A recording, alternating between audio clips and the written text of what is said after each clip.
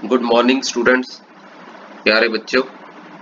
ਅੱਜ ਅਸੀਂ अपना fabric structure and applied design का सैकेंड टॉपिक डिस्कस करन जा रहे हैं, जो है साडा वेलवेट फैब्रिक।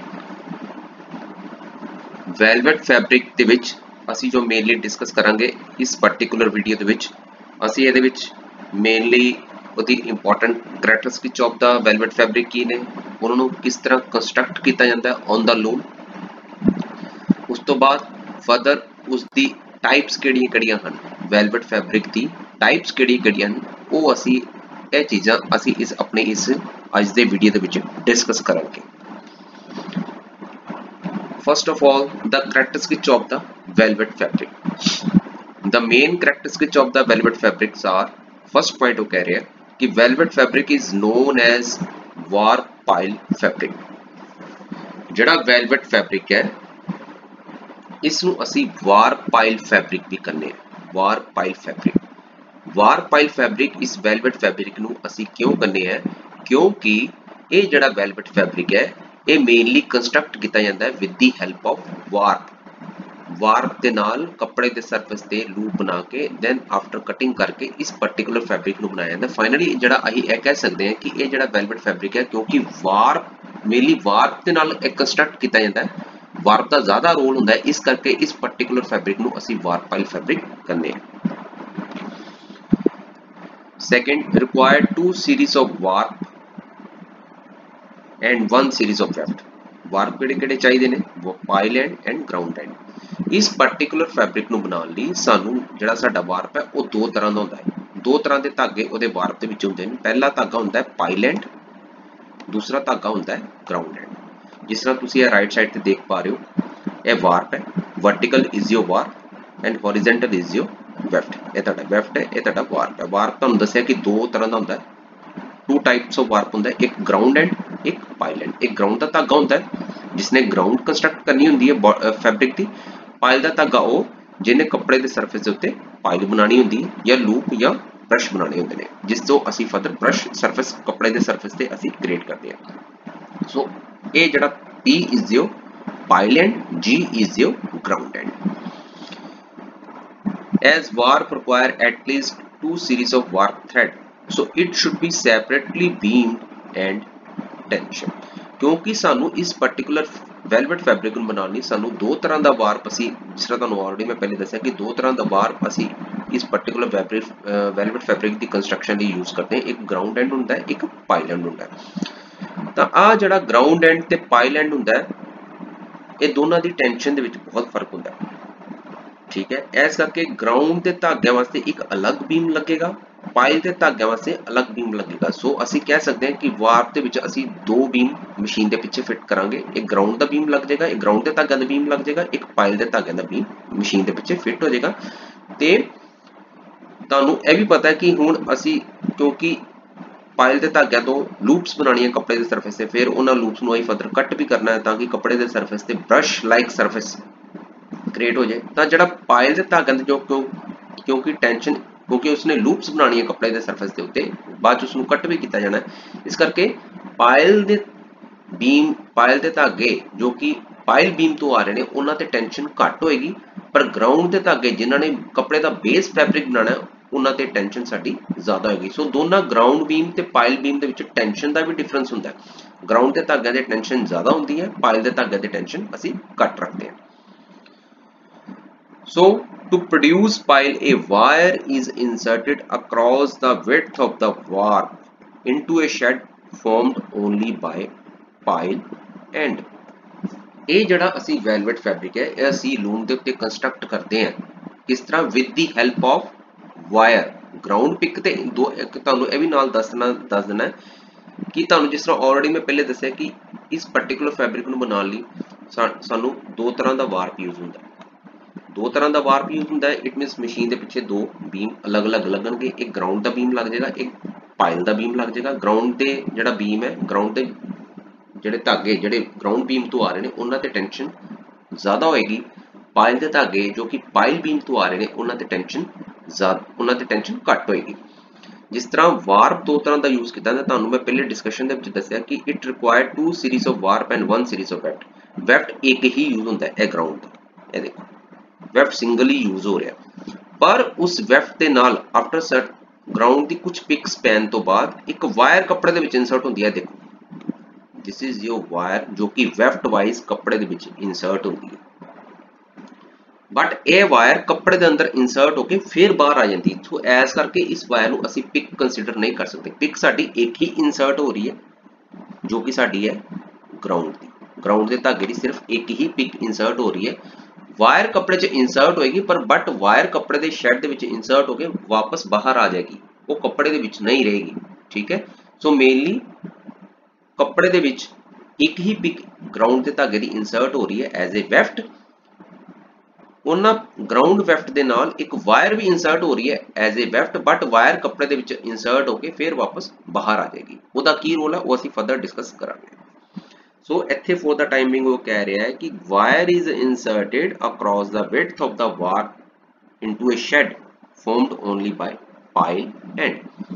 ਕਿਉਂਕਿ ਕੱਪੜੇ ਦੇ ਸਰਫੇਸ ਉੱਤੇ ਜਿਹੜੇ ਅਸੀਂ ਲੂਪਸ ਫਰਦਰ ਉਸ ਤੋਂ ਬ੍ਰਸ਼ कपड़े के सरफेस से ਅਸੀਂ फॉर्म करने वो ਅਸੀਂ पाइल के धागे करने। तो जिस तरह मैं ऑलरेडी दस्या कि वार दो तरह का यूज हो रहा है, ग्राउंड के धागे तो ਅਸੀਂ कपड़े का बेस मेन बेस फैब्रिक बनावांगे, पाइल के धागे तो ਅਸੀਂ कपड़े के सरफेस के उत्ते ब्रश लाइक सरफेस ਅਸੀਂ क्रिएट करना कपड़े के सरफेस उत्ते। जिस तरह वेलवेट का फैब्रिक तुसीं ऑलरेडी मार्केट से देखिया ना, काफ़ी उसते शाइनिंग होंदी है, ब्रश लाइक सरफेस होंदा है। वो जिहड़ा कपड़े के सरफेस उत्ते जिहड़ा ब्रश लाइक सरफेस जिहड़ा स्ट्रक्चर है वो क्रिएट होएगा with the help of pile and. तो की हो रहा है कि साडे कोल जिहड़ा वार दे विच दो तरह के शेड बनणगे, एक ग्राउंड का शेड बनेगा, एक पाइल के धागे का शेड बनेगा। एक बारी ग्राउंड का शेड बनेगा, फिर एक बारी पाइल के धागे का शेड बनेगा। तो यह जिहड़ी वायर है वो इंसर्ट होएगी जदों सिर्फ पाइल के वार का शेड बनेगा। जदों ग्राउंड का शेड बनेगा उस वेले यह वायर उस ते नहीं इंसर्ट होएगी। Wire ground warp and ground weft के नाल साडा बेस फैब्रिक बनेगा। इन्ना पहले इस पॉइंट ते अंडरस्टैंड कर लो कि जिहड़ा ग्राउंड के धागे बीम तो आ रहे ने वो ग्राउंड वैफ्ट के नाल मिलके ग्राउंड का फैब्रिक कंस्ट्रक्ट करनगे। जदों पाइल का शेड बनेगा, पाइल के वार का शेड बनेगा, उस टाइम ते सिर्फ पाइल के शेड दे विच सिर्फ वायर इंसर्ट होएगी।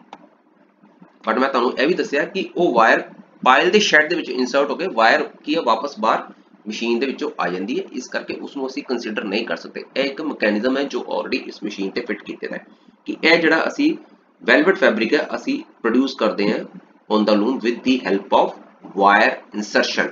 सो यह जिहड़ी वायर है यह इंसर्ट होएगी जदों पाइल के धागिआं दा शेड बनेगा। जदों ग्राउंड के वार का शेड बनेगा उस वेले सिर्फ ग्राउंड का वैफ्ट इंसर्ट होएगा तो वो बेस ग्राउंड फैब्रिक बनाएंगे। जो पाइल के धागिआं दा शेड बनेगा, पाइल के वार का शेड बनेगा, उस वेले सिर्फ उसके शेड उसके शेड दे विच वायर इंसर्ट होएगी। वो वायर इंसर्ट हो गए बाद वापस बाहर भी आ जाती है। ठीक है, सो यही वो चीज़ कहता पाया कि जो पाइल के धागिआं दा शेड बनता उस उन्हां दे शेड दे विच असीं की है एक वायर इंसर्ट करती wire every. After insertion of number of picks and wire, a wire is taken out, leaving the cloth surface as shown below. जदों असी number of ground picks ते wire insert कर लेने, ठीक है। मैं तुहानूं कहा कि जदों पाइल ते धागिआं दा शेड बनेगा उस वेले उस शेड दे विच सिर्फ वायर इंसर्ट होएगी। पाइल दा जदों शेड बनेगा उस दे विच सिर्फ वायर इंसर्ट होएगी। जदों ग्राउंड दे धागिआं दा शेड बनेगा उस वेले सिर्फ ग्राउंड दा वैफ्ट इंसर्ट होएगा तो सिंपल इंटरलेस करके वो बेस फैब्रिक बनाई जाएगा। ठीक है, बट जो पाइल के धागिआं दा शेड बनेगा, ठीक है, पाइल के धागा जिस तरह तुहानूं ऑलरेडी डिस्कशन च पहले दस चुके हैं कि उन्हां ते टेंशन घट होंदी है। जो पाइल के धागिआं दा शेड बनेगा उन्हां शेड दे विच सिर्फ वायर इंसर्ट होएगी। वायर इंसर्ट जो एज ए पिक कपड़े च इंसर्ट होएगी तो जिहड़े साडे पाइल के धागे ने उस वायर दे उत्तों उस वायर दे नाल इंटरलेस करनगे। जो इंटरलेस करके तो वो वायर थोड़ी देर बाद बाहर आ जाती है। सो वायर इज टेकन आउट। जो नंबर ऑफ पिक्स ते वायर इंसर्ट हो जाती है तो वो वायर की है बाहर आ जाती है। सिर्फ वायर बाहर आती है, जी ग्राउंड के वैफ्ट की जी पिक है वो बाहर नहीं आती, वो इंटरलेस हो जाती ग्राउंड के वार के नाल। बट जी वायर पाइल के वार के नाल या पाइल के शेड के इंटरलेस होती है वो वायर बाहर आ जाती है, leaving the cloth surface as shown. यह तुसीं जिस तरह दो फिगर देख पा रहे हो, ਜਿਹੜੀ ਇਹ ਵਰਟੀਕਲ ਲਾਈਨ ਹੈ ਇਹ ਇੰਡੀਕੇਟ ਕਰਦੀ ਪਈ ਹੈ ਵਾਇਰ ਤੇ ਇਹ ਵਾਰਪ ਹੈ, ਇਹ ਵਾਰਪ ਉਹਦੇ ਉੱਤੋਂ ਇਸ ਤਰ੍ਹਾਂ ਪਾਸ ਹੋ ਰਿਹਾ ਹੈ।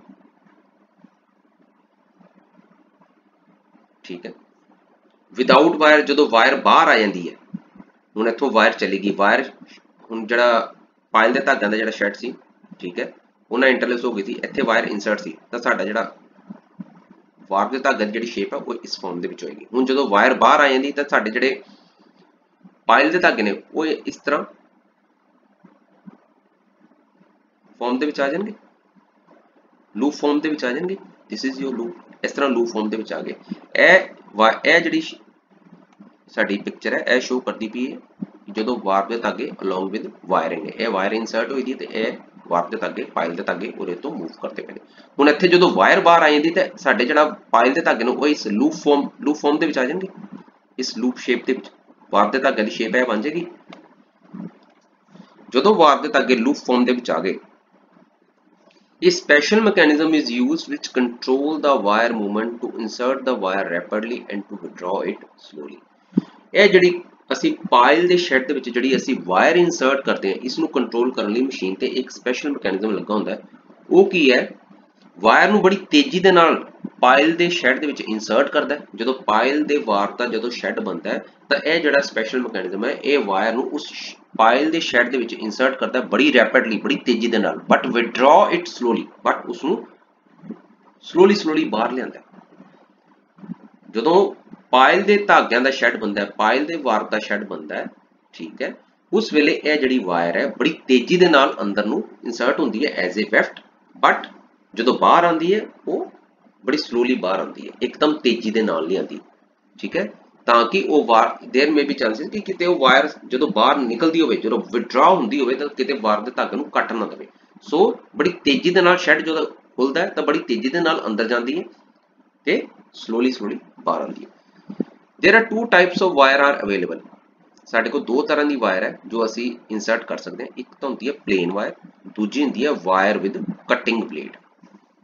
Wire with cutting blade, as plain wire form loops upon withdrawal from the fabric, while cutting wire form tuft on fabric surface as shown below। ਜਿਹੜੀ plain wire ਹੈ, ਜਦੋਂ plain wire ਹੈ, plain wire ਕੀ ਜਿਸ ਤਰ੍ਹਾਂ ਸਾਡੇ ਕੋਲ ਆਮ normal wire ਹੁੰਦੀ ਹੈ ਗੋਲ ਸਿੰਪਲ, ਠੀਕ ਹੈ, ਉਹ ਅਸੀਂ ਐਗਜ਼ਾਮਪਲ ਐਜ਼ ए ਐਗਜ਼ਾਮਪਲ ਮੈਂ ਤੁਹਾਨੂੰ ਇਹ ਚੀਜ਼ ਸਮਝਾਉਣਾ ਚਾਹ ਰਿਹਾ ਕਿ ਜਿਸ ਤਰ੍ਹਾਂ ਸਿੰਪਲ ਗੋਲ ਵਾਇਰ ਹੁੰਦੀ ਹੈ, ਠੀਕ ਹੈ, ਉਹ ਬੜੀ ਸਮੂਥ ਹੁੰਦੀ ਹੈ। ਜਦੋਂ ਸਪੋਜ਼ ਇਹੋ ਜਿਹੀ ਵਾਇਰ ਅਸੀਂ ਜਦੋਂ ਸ਼ੈਡ ਦੇ ਵਿੱਚ ਇਨਸਰਟ ਕਰਾਂਗੇ, ਸ਼ੈਡ ਦੇ ਵਿੱਚ ਇਨਸਰਟ ਕਰਕੇ ਜਦੋਂ ਉਸ ਨੂੰ ਬਾਹਰ ਕੱਢਾਂਗੇ ਤਾਂ ਕੱਪੜੇ ਦੇ ਸਰਫੇਸ ਦੇ ਉੱਤੇ ਇਸ ਤਰ੍ਹਾਂ ਦੀ ਲੂਪਸ ਬਣ ਜਾਏਗੀ ਸਿੰਪਲ। ਅਸੀਂ ਸਿੰਪਲ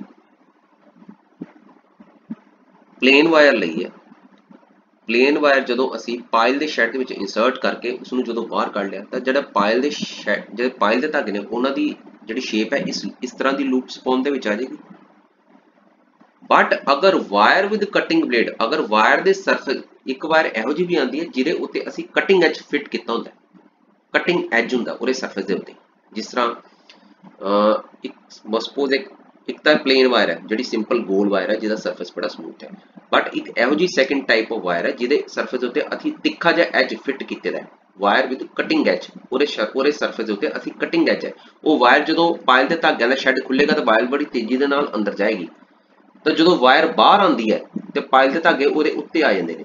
ਜਦੋਂ ਪਾਇਲ ਦੇ ਧਾਗੇ ਉਹਦੇ ਉੱਤੇ ਆ ਜਾਣਗੇ at the time of withdrawal, ਤਾਂ ਉਹ ਪਾਇਲ ਦੇ ਧਾਗੇ ਨਾਲੋਂ ਨਾਲ ਕੱਟੇ ਵੀ ਜਾਣਗੇ ਤੇ ਉਸ ਦੇ ਨਾਲ ਕੀ ਹੈ ਕੱਪੜੇ ਦੇ ਸਰਫੇਸ ਤੇ ਇਸ ਤਰ੍ਹਾਂ ਉਹ ਵਰਟੀਕਲ ਖੜੇ ਹੋ ਜਾਣਗੇ, ਜਿਸ ਤਰ੍ਹਾਂ ਤੁਸੀਂ ਇਹ ਰਾਈਟ ਸਾਈਡ ਤੇ ਫਿਗਰ ਦੇ ਵਿੱਚ ਦੇਖ ਪਾ ਰਹੇ ਹੋ, tough on fabric surface.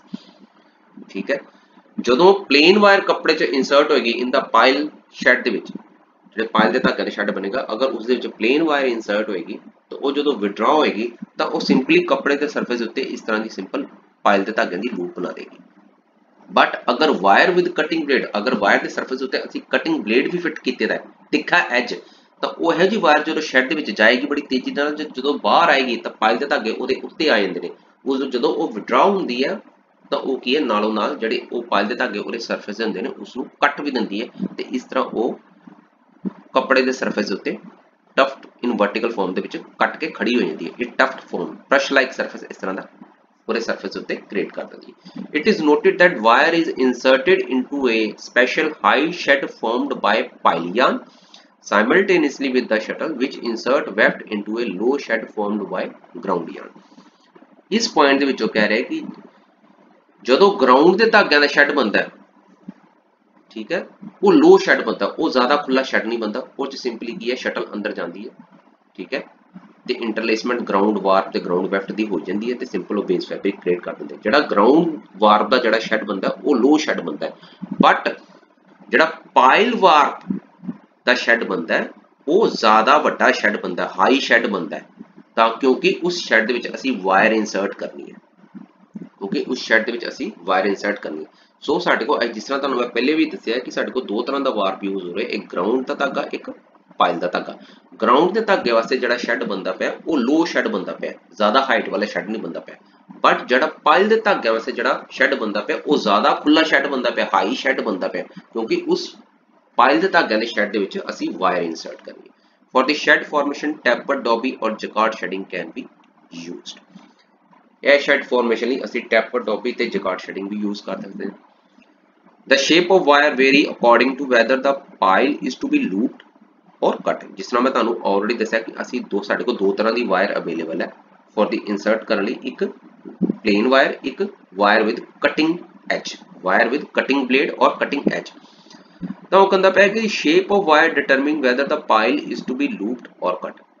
Wire की शेप, किस तरह की वायर तुसीं यूज कर रहे हो वो फर्दर डिसाइड करेगी कि वैदर कपड़े के सरफेस के उत्ते जिहड़ा धागे की, पाइल के धागे की आइदर तुसीं लूप बनानी है या उसनू नाल कटना भी है। अगर लूप बनानी है प्लेन वायर के नाल तो कपड़े के सरफेस से इस तरह की लूप खड़ी हो जाएगी। अगर वो पाइल के धागे नू तुसी वायर के नाल कटना भी है तो असीं उत्थे वायर विद कटिंग ब्लेड या wire with cutting as use करके जदों वो विड्रॉ होएगी तो वो कपड़े के सरफेस उत्ते इस तरह उसनू पाइल के धागे नू कट देगी तो कपड़े के सरफेस से ब्रश लाइक सरफेस खड़ा हो जाएगा। यही वो पॉइंट दे विच कहना चाह रहे। To prevent damage to the reed the tip of the blade is slightly turned inward. इस पॉइंट दे विच कह रहा है कि जिस तरह असी wire with cutting blade use करते हैं, वायर के सरफेस उत्ते अति कटिंग एज टाइप एक ब्लेड फिट कर देने, ठीक है, तो वो की है उस जड़ा ब्लेड का जड़ा टॉप पोर्शन है उसनू स्लाइटली एंगल ते लैने, सीधा स्ट्रेट एज नहीं रखते, उसनू स्लाइटली एंगल ते कर देने ताकि उसकी मूवमेंट, वायर की मूवमेंट के नाल साडी जिहड़ी रीड है जिस दे नाल असी वेफ्ट नू रीड करना वो किते डैमेज ना हो जाए।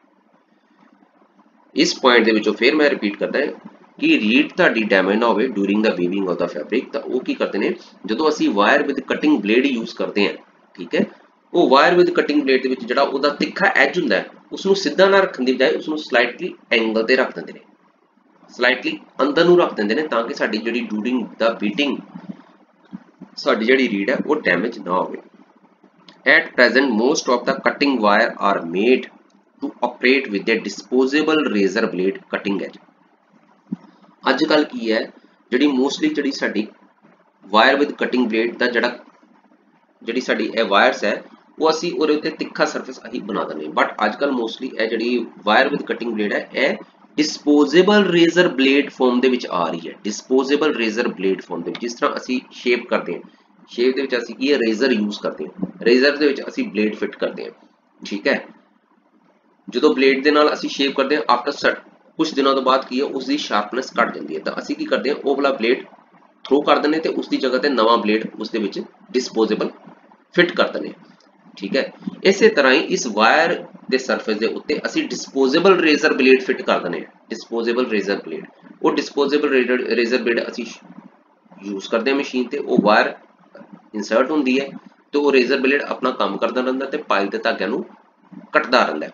कुछ दिनों तो बाद की होंदा है कि उसकी शार्पनेस, उसका तिखापन घट जाता है, तो असी उस चीज़ को की करते हैं, असी सिंपली वो वाला वायर दे विच जिहड़ा असीं डिस्पोजेबल रेजर ब्लेड फिट किया होंदा उसनू असी बाहर निकाल के थ्रो कर देने हैं, तो उस वायर दे विच असी दूसरा डिस्पोजेबल रेजर ब्लेड फिट कर देने ते असी अपना जिहड़ा वीविंग प्रोसैस है वो शुरू कर देने। यही वो कह रहे हैं। Advantages are save labour and time. इस डिस्पोजेबल रेजर ब्लेड की एडवांटेजेस की है कि एक तो लेबर बचती है, उत्तों साडा टाइम बचा। जिस तरह जो ही डिस्पोजेबल वायर ਦੇ ਉੱਤੇ ਜਿਹੜਾ ਅਸੀਂ ਰੇਜ਼ਰ ਬਲੇਡ ਫਿਟ ਕੀਤਾ, ਅਗਰ ਉਸਦੀ ਸ਼ਾਰਪਨੈਸ ਘਟ ਗਈ, ਅਸੀਂ ਉਸ ਨੂੰ ਡਿਸਪੋਜ਼ੇਬਲ ਰੇਜ਼ਰ ਬਲੇਡ ਨੂੰ ਬਾਹਰ ਕੱਢਾਂਗੇ, ਥਰੋ ਕਰਾਂਗੇ, ਉਸ ਦੀ ਜਗ੍ਹਾ ਉਸ ਵਾਇਰ ਦੇ ਵਿੱਚ ਨਵਾਂ ਡਿਸਪੋਜ਼ੇਬਲ ਰੇਜ਼ਰ ਬਲੇਡ ਫਿਟ ਕਰ ਦਾਂਗੇ। ਤਾਂ ਇੱਕ ਤਾਂ ਕੀ ਹੈ, ਟਾਈਮ ਘੱਟ ਲੱਗਦਾ, ਉੱਤੋਂ ਲੇਬਰ ਘੱਟ ਲੱਗਦੀ ਹੈ। Necessary for regrinding of blade. अगर असी डिस्पोजेबल रेजर ब्लेड नहीं यूज करते, simple wire with cutting blade, एक पूरा जॉइंट मैकेनिज्म यूज करते हैं, तो उस दे विच की है, अगर वायर दे उत्ते असी तिखापन करता, तो इहो जी वायर अगर असी यूज करेंगे, तो थोड़े दिनों बाद जो उसकी शार्पनेस घट जाएगी, तो सानू की है वो वायर नूं कट के उसनूं फिर दुबारा तो रीग्राइंडिंग करनी पेगी, जिस करके साडी लेबर बहुत लगेगी, टाइम बहुत लगेगा। उस चीज़ नूं अवॉइड करने लई अजकल mostly disposable razor blade use करते हैं। The dimension of the wire determine the height of the pile. ਹੁਣ ਜਿਹੜੀ ਤੁਸੀਂ ਵਾਇਰ ਯੂਜ਼ ਕਰ ਰਹੇ ਹੋ, ਉਹ ਡਿਟਰਮਾਈਨ ਕਰਦੀ ਹੈ ਕਿ ਤੁਹਾਨੂੰ ਕਿਸ ਹਾਈਟ ਦੀ ਪਾਈਲ ਚਾਹੀਦੀ ਹੈ। ਇਹ ਜਿਹੜੀ ਪਾਈਲ ਬਣਦੀ ਪਈ ਹੈ ਦੇਖੋ ਰਾਈਟ ਸਾਈਡ ਤੇ, ਠੀਕ ਹੈ। ਸਾਡੇ ਕੋਲ किस क्रॉस सेक्शन की वायर है, अगर circular cross section is only suitable for short pile, अगर ਅਸੀਂ सर्कुलर क्रॉस सेक्शन की वायर यूज करांगे, उस दे नाल साडी कपड़े ਦੇ ਵਿੱਚ शॉर्ट पाइल बनेगी, छोटी हाइट की पाइल बनेगी इस तरह, ठीक है। while rectangular cross section is suitable for long pile, अगर ਅਸੀਂ rectangular cross section ਦੀ वायर यूज करांगे ਤਾਂ ਉਸ ਦੇ ਵਿੱਚ ਸਾਡੇ ਕੋਲ ਜਿਹੜੀ ਪਾइल बनेगी वो ज्यादा हाइट ਦੀ ये वो चीज कहना चाह रहे हैं। अगर circular cross section wire is only suitable for short pile, अगर ਅਸੀਂ छोटी पाइल कपड़े ਤੇ छोटी लूप क्रिएट करनी है ਤਾਂ ਅਸੀਂ circular cross section wire use करांगे। अगर जिन्नी ਵੱਡੀ लूप क्रिएट होएगी उन्ना ही ਵੱਡਾ कपड़े ਦੇ ਸਰਫੇਸ ਦੇ ਉੱਤੇ ब्रश फॉर्मेशन होएगी, जिन्नी छोटी लूप क्रिएट होएगी उन्ना कपड़े ਦੇ ਸਰਫੇਸ ਦੇ ਉੱਤੇ छोटा ब्रश बनेगा। So it depends on your requirement कि ਤੁਹਾਨੂੰ किस लेवल की ब्रश सरफेस कपड़े के सरफेस उत्ते चाहिए, ब्रश हाइट तुहानू कपड़े के सरफेस उत्ते चाहिए है। जे तुहानू ब्रश हाइट कपड़े के सरफेस उत्ते ज़्यादा चाहिए है तो तुसी rectangular cross section wire use करोगे जो कि वड्डा लूप क्रिएट करेगा। अगर तुसी कपड़े के सरफेस उत्ते सर्कुलर छोटी हाइट की छोटा ब्रश क्रिएट करना चाहते हो तो उत्थे तुसी circular cross section wire use कर सकते हो। Such fabrics are used for carpet, upholstery fabrics, curtains, furnishing fabric, also for apparel wear। ਇਹੋ ਜਿਹਾ ਜਿਹੜਾ velvet fabric ਹੈ ਇਹ ਤੁਸੀਂ carpet ਵਾਸਤੇ, upholstery fabric ਵਾਸਤੇ, curtain ਵਾਸਤੇ, furnishing fabric ਵਾਸਤੇ ਜਾਂ apparel wear ਵਾਸਤੇ ਵੀ यूज कर सकते हो, ਪਹਿਨਣ ਵਾਸਤੇ ਵੀ ਅਸੀਂ ਇਹਨੂੰ यूज कर सकते ਹਾਂ। ਜਿਸ ਤਰ੍ਹਾਂ ਤੁਸੀਂ ਇਹ ਰਾਈਟ ਸਾਈਡ ਤੇ ਇਹ ਫਿਗਰ ਦੇ ਵਿੱਚ ਤੁਸੀਂ ਦੇਖ ਪਾ ਰਹੇ ਹੋ, the side view of velvet fabric before elimination of serrated wire। serrated wire करिए वायर विद कटिंग ब्लेड, जिहदे सरफेस उत्ते असी कटिंग ब्लेड कटिंग एज दिते दा। ये देखो कपड़ा इंटरलेस होए दा, warp and weft. Red colour जिहड़ा पाइल दा जिहड़ा रेड कलर है वो जिहड़ा रेड लाइन है ए वाली, this is your warp red line, ये तुहाडा पाइल दा धागा शो कर रहा है। जिहड़ा रेड कलर है वो तुहाडा पाइल दा वार्प शो कर रहा है। उस पाइल दे वार्प दे विच की है, जो पाइल के धागे का शेड बने तो असी उहदे विच वायर इंसर्ट की है। यह जिहड़ा तुहाडा ग्रे कलर है यह शो कर रहा है सरेटेड वायर कि यह पाइल, तुहानूं यही दस्सिया कि पाइल के धागों के जो पाइल का शेड बनेगा उस पाइल के शेड के असी वायर इंसर्ट करनी है। तो यह रेड कलर इंडीकेट कर रहा है यह वाला कि पाइल के धागों का शेड बने दा ते उस दे विच असी यह ग्रे कलर की हर एक शेड के वायर इंसर्ट की है। यह तुहाडी ब्लैक कलर इंडीकेट कर रहा है कि असी पिक इंसर्ट की है। यह नॉर्मल ग्राउंड फैब्रिक बन रहा है।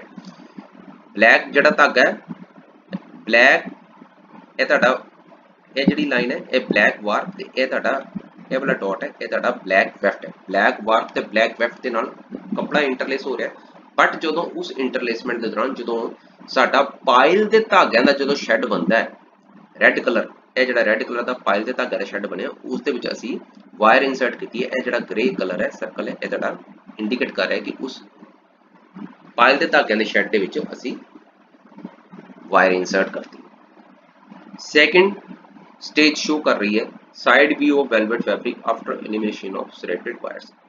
यह इंडीकेट कर रही है कि जो पहली स्टेज के पाइल के धागे के वायर इंसर्ट हो गई, दूजी स्टेज की है वो जी वायर इंसर्ट की थी वो असी कपड़े के पाइल के शेड के विड्रॉ कर ली। जो वो वायर शेड के बाहर आ जाती तो वह पाइल के धागे इस तरह कट देगी।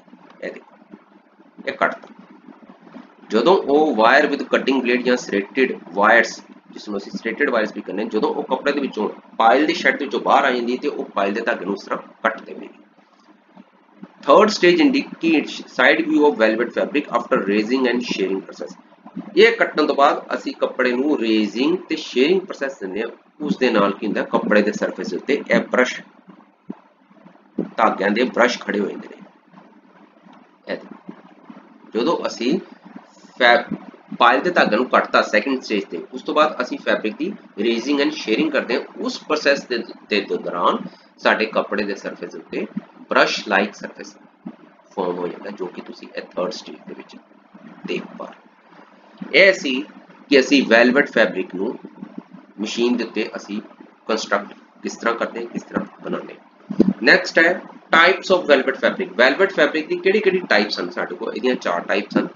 पहला है ऑल ओवर और कॉन्टिन्यूस पाइल स्ट्रक्चर, जिसमें ਅਸੀਂ वेलवेट स्ट्रक्चर भी करने हैं। सेकंड है फास्ट पाइल स्ट्रक्चर।